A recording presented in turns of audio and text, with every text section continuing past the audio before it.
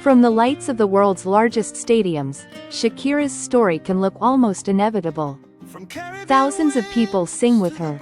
Generations recognize the voice, the movement, the songs. But long before the arenas, the awards and the global tours, there was a girl on Colombia's Caribbean coast, writing words into a notebook and imagining a future no one could yet see. Shakira Isabel Mebarak Ripoll was born on February 2, 1977, in Barranquilla, Colombia. The city would become much more than the place where her story began. Barranquilla sits on the Colombian Caribbean, shaped by music, migration, celebration and rhythm. Her family also carried Lebanese heritage, giving her another cultural language that would later appear in her music and movement. As a child, Shakira wrote poems and songs. Long before the world knew her as a performer, she was already learning to turn thoughts into words. Rhythm entered the story just as naturally. Colombian Caribbean sounds surrounded her, while Middle Eastern musical and dance influences connected her to another part of her family's history. Those worlds would eventually meet on enormous stages. But first, they lived inside the imagination of a child. She began performing locally while still young. Small stages, simple microphones and modest audiences offered the earliest lessons in what it meant to stand in front of people and communicate through music. There was ambition, but there was no guarantee that ambition would become a career. By the age of 13, the dream had entered the professional world. Shakira signed with Sony Music Colombia and began recording. Her first album, Magia, arrived in 1991, containing material she had written during her early teenage years. A second album, Peligro, followed. Neither became the breakthrough she needed. That part of the story matters because success did not arrive simply because she had started young. She had already recorded albums, stood on professional stages and entered the music business, yet she still had to discover what would make her different. In 1993, she appeared at the Viña del Mar International Song Festival, gaining valuable stage experience in Latin America. But the larger artistic question remained. She needed something more than opportunity. She needed a musical identity that sounded unmistakably like her own. That transformation began when songwriting, guitar and a stronger rock influence moved closer to the center of her work. The result was Pais Descalzos. Released in the mid-1990s, the album revealed a different Shakira. More personal, more confident and increasingly defined by the combination of Latin pop, rock and acoustic songwriting. This time, audiences responded. The songs spread across Latin America. Concerts grew. A singer who had once struggled to make her first albums connect was suddenly facing larger crowds in city after city. But the breakthrough was only the beginning. In 1998, Donde Están los Ladrones? Strengthened her reputation not simply as a performer, but as a songwriter with a recognizable artistic point of view. The music could be melodic and accessible while also carrying rock energy, lyrical observation and cultural influences that did not fit neatly inside one category. One song made that especially clear. With Ojos Así, Middle Eastern musical colors entered a Latin pop rock world with striking confidence. What might have seemed like separate cultural influences were becoming parts of the same musical identity. Then came New York. In 1999, Shakira recorded an acoustic performance for MTV Unplugged. Without the scale of a massive concert production, the focus returned to the songs, the musicians and the voice. The performance helped expand her visibility beyond Latin America, and its album version would later bring her her first Grammy. She had earned international recognition without abandoning Spanish. That created the next challenge. Could she cross into the English language market without losing the identity that had made her successful? Shakira approached the question as a songwriter. She worked on English, developed new lyrics and prepared to write in another language rather than simply perform translations created for her. In 2001, Laundry Service changed the scale of her career. The album combined pop, rock and Latin influences across English and Spanish material. Whenever, Wherever became an international breakthrough, reaching number 6 on the Billboard Hot 100. Suddenly, the geography of Shakira's audience was changing. Airports brought larger groups of photographers. International television appearances multiplied. Global touring expanded. The young Colombian artist who had once struggled to make her earliest records heard was now performing for audiences across continents.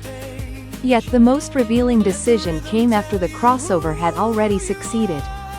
She did not simply leave Spanish-language music behind.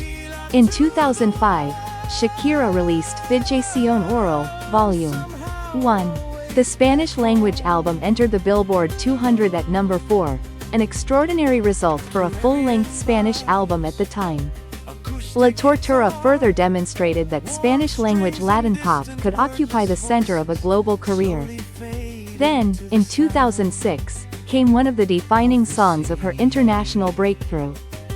Hips Don't Lie carried Colombian and Caribbean identity into global pop. Cumbia influences and references connected to Barranquilla were not hidden to make the song seem more international.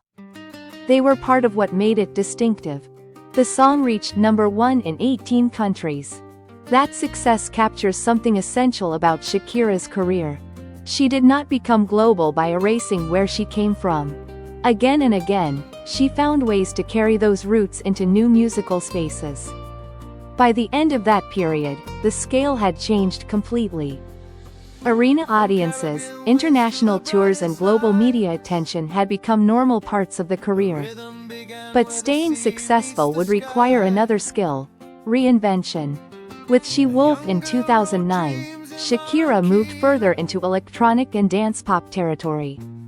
The production changed, but rhythm remained central. A year later, the story expanded beyond pop audiences. For the 2010 FIFA World Cup in South Africa, Shakira performed Waka Waka, this time for Africa. The song became inseparable from one of the world's largest sporting events, bringing her music to people who might never have followed a Latin pop career at all. In a packed stadium, the scale of the journey was impossible to miss. Spanish-language songwriter, English crossover artist, global sporting event performer. And then, instead of continuing in only one direction, she turned again. Sale El Sol brought more organic Latin and rock elements back into the foreground. Later, El Dorado connected her with contemporary Latin collaborators and a new generation of listeners. The pattern had become clear. Reinvention did not mean replacing the past. It meant creating another version of the future while keeping recognizable pieces of the identity intact. By the late 2010s, Shakira was still filling arenas. In 2020, a major American Championship halftime performance became another symbol of how central Latin music had become to mainstream global entertainment. But the largest stages tell only part of the story. Years before some of those stadium performances, Shakira had already begun building a second legacy in Colombia. Fundación Pais Descalzos was created in the 1990s with education at the center of its mission. Over time, the work expanded through schools, teachers, families and communities. According to the Foundation's reported impact figures, its programs have reached more than 224,000 children and young people. More than 12,800 teachers have received training, and more than 1,400 students are counted among its graduates. Those numbers change the meaning of fame. A platform built through music became a way to support classrooms, educators and possibilities for children whose futures could be shaped by access to better education. For Shakira, Colombia was not only the country she represented on global stages. It remained a place where success could be turned into responsibility. And even after decades in music, the cycle of reinvention was not finished. During the early 2020s, a period of significant personal change became material for new songwriting. Rather than turning the documentary into a story about private life, the more important artistic fact is what happened next. Experience became creation. New recordings reached another generation of Latin listeners.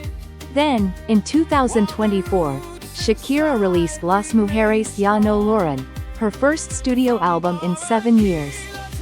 The album represented another late career renewal rather than a farewell. In 2025, it won the Grammy Award for Best Latin Pop Album. Almost 30 years after Pais Descalzos transformed her career, Shakira was still producing music capable of generating major international recognition. And once again, the story returned to the stage.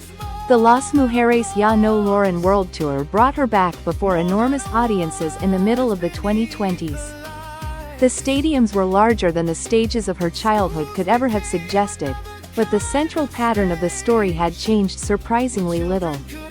Write, experiment, fail, begin again, carry the roots forward. That is why Shakira's story is larger than a catalog of hits. It is not simply the story of crossing borders. It is the story of learning how to cross them without leaving behind the identity that made the journey possible. From Barranquilla to Latin America. From Spanish-language rock to global pop. From acoustic guitars to electronic production. From concert stages to classrooms. The sounds changed. The languages changed. The scale changed. But the connection remained. And after decades of transformation, the story still leads back to the Colombian Caribbean, to the place where a young girl once opened a notebook, listened to the rhythms around her, and began searching for a voice of her own. Barranquilla was the beginning, and in many ways, it never stopped traveling with her.